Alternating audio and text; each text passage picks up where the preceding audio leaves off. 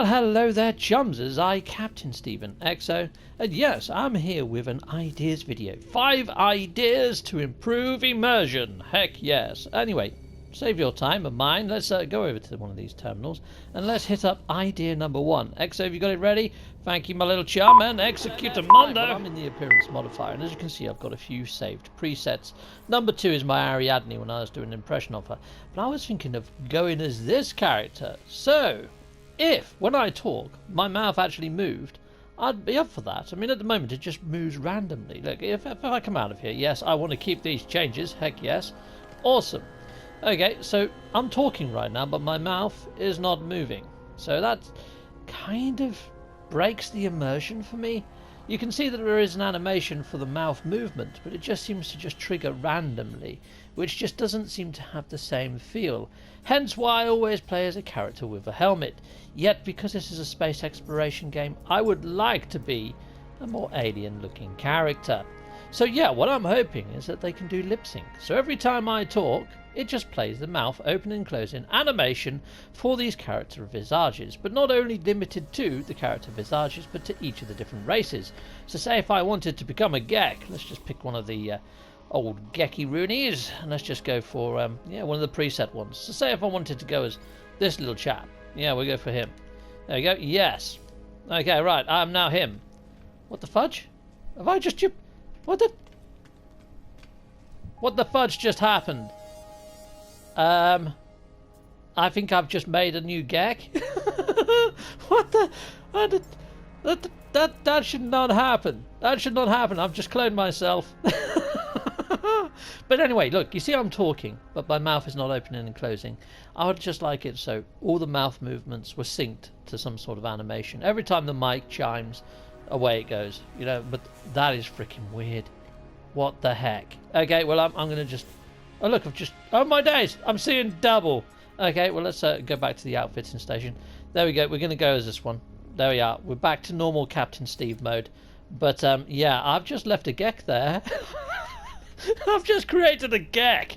Heck yes, I have no idea how that freaking happened. Anyway, back over to Captain Steve.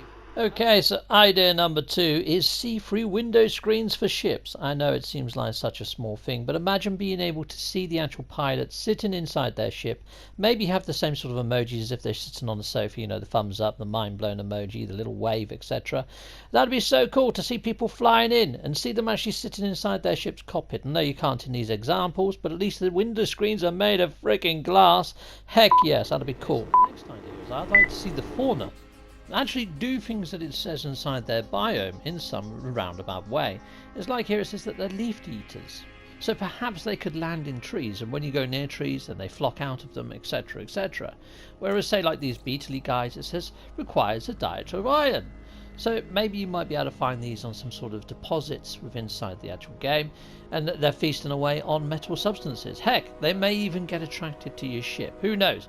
But it'd be awesome to see animals interact with their environments. It's like in one such trailer, I remember seeing a rhino smashing down trees, which was frickin' ace. I would like to see that sort of thing happen as well. So here is that trailer, and if you look carefully you would see all the trees sort of bend and snap, and you see all the birds fly out from the trees.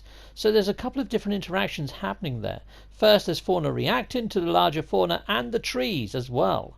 Check out the moment, chums. If you go to a frostbound planet and you check out the actual fauna on there, you're going to find some very reptilian-esque looking creatures. I mean, this guy's got crocodile scales, for example. I mean, yes, you're going to find some insectoids and stuff, which they're kind of fine. But to be fair, I would like to see more sort of feathered and furry creatures upon these planets. You know, creatures that want to look like they're keeping themselves warm on a frost world. I mean, to see creatures covered in scales, just for me, just doesn't really fit. It would be nice to see creatures that actually fit their environments a little bit more to help with that level of immersion. I mean, this one really doesn't look like he belongs on a snow planet. I mean, he definitely has scales. And yeah, so I'd like to see some furry creatures appearing in game, because we don't really have too many creatures with fur currently in there. And we do have feathery creatures. I mean, we've got good old Hesperus up in the Nexus. He's got some awesome freaking feathers and plumage. It'd be nice to see creatures sporting some of the feathery type plumage of this chap. I mean, let's go into camera mode. Let's just check out some of his feathers on this little guy. I mean, look at them. Yeah, he's even got hair in his frickin' ears. Yeah, we need to borrow some of your feathers and ear hair, if that's okay, Mr. Hesperus, to staple onto fauna. I mean, yeah, I'd like to see some more gnarly type stuff going on with the actual fauna. Oh, and it's like Gemini's head. Look at Gemini's head texture. That looks like an English garden spider's texture. That'd be so cool to see that appearing on some of the actual creatures and fauna on planets. I mean, some of the level of detail on the textures on some of these NPCs far outweighs those on the actual faunas of creatures. But yeah, we have seen some real love go into the recent fauna inside of Origins, and I would love to see the same sort of level of animation applied to more of the fauna inside current iteration. It's like if you look at the current sort of animation of current day Diplos in Origins, they're nowhere even close to the animation types of those that we saw in E3. I know a lot of people still draw the parallels to the E3 trailers, and I'm one of those people. Sorry about that, chums. But yeah, it does help for the immersion level. I mean, you've got to admit, those Diplos looked organically more realistic than the ones we have now. The animations on the ones we have now, they almost look like cranes in motion. Yeah, there we go, I said it.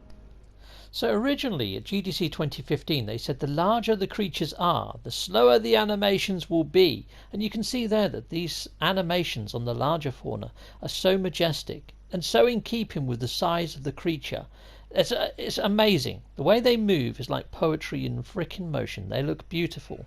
And then when you pop over to what we currently have, and every iteration up to now, they look very sort of crane-like. They look very sort of robotic in the way they lower their heads, like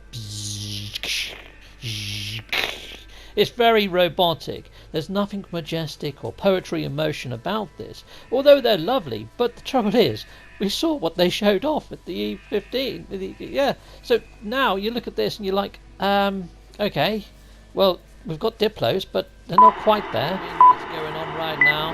I would like to harness that power. Heck yes, even maybe the power of rainbow somehow. But yeah, I've got a base built here, and at the moment it's powered using solar panels. You can see them all open up on the roof at the moment, but I'd like to put some lightning rods and some wind turbines down. So yeah, when there is a storm like this, it would power my base for frickin' days. Heck yes. And then it might encourage people to build more on extreme planets.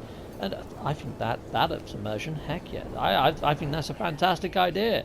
You know, lightning rods, wind turbines, maybe some sort of gravity inverter type device for gravity storms. But yeah, we need to harness this power and yeah, bring it into our bases. There you go, chums. That's my 5 ideas to improve immersion, and hopefully you've got your own ideas. If you have, please put them in the comments. I love reading the comments. And yeah, I'm hoping to send this video over to the ZenDesk, so hopefully they can take a look. And then maybe, just maybe, we might actually find these things one day inside of the iteration. Heck yes. I mean, they do say that they're always listening, don't they, the guys at Hello Games? So yeah, thank you, Hello Games. Mind-blowing stuff. And Origins has been freaking awesome. I can't wait to see more in the near future. Yeah, I'm keeping my eyes peeled. Heck yes. I mean, Sean Murray did say there was more to come for the end of the year. There's only 2 months left for the end of the year, you know? So yeah, anyway, you guys have been fantastic. All of you, every single one of you. And I'll see you all soon. Goodbye for now. Goodbye, goodbye, goodbye. Well, thank you very much for watching this video, and if you like what you see, please hit a like or a subscribe. And yeah, or you can support my channel through Patreon. Here are all my Patreon backers. Thanking you, Patreon. And I also have YouTube membership. If you want to sign over to YouTube membership, check out my video links in my video description. I also have merch. Grab yourself a fine and dandy pair of socks, a mug or a t-shirt over in my merch store. Or I also have Atlas cards that I sometimes have in my eBay store. Check out my video description. So that is the end. Thank you for watching, and please hit a join or a subscribe, or just hit one of these tiles on this screen that you see here now. Stay with Captain Steve a bit longer.